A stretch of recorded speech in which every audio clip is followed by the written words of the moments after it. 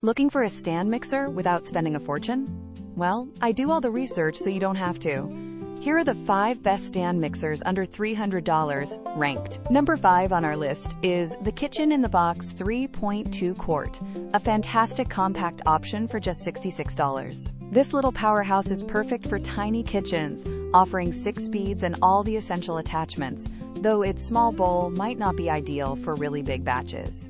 Coming in at number 4 is the Martha Stewart 5.3 quart, priced at $105. This mixer boasts a generous 5.3 quart bowl and 12 speeds, all wrapped in a stylish die-cast body that will look great on your counter.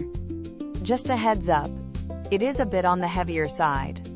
Our number 3 pick is the Hamilton Beach 4 quart, a dependable choice for $127. This mixer features planetary mixing, ensuring everything in the bowl gets perfectly incorporated, and the splatter shield is a lifesaver for keeping your counter clean. The 4-quart size is a good mid-range option, but not huge.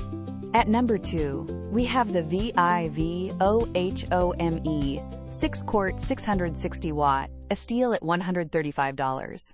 This mixer packs a powerful 660-watt motor and a massive 6-quart stainless steel bowl, making it perfect for double batches of anything from bread dough to whipped cream.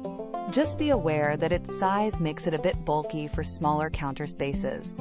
And our top pick, the best overall stand mixer under $300, is the iconic KitchenAid Classic 4.5 quart, coming in right at $300. This all-metal beauty offers 10 speeds and 59 touch points for incredibly even mixing, and it's built to last for decades, accepting over 10 additional attachments. It's the biggest investment in this group, but oh so worth it. So there you have it, our top 5 stand mixers under $300, with the KitchenAid Classic taking our top spot. Links to all 5 are in the description. Thanks for watching.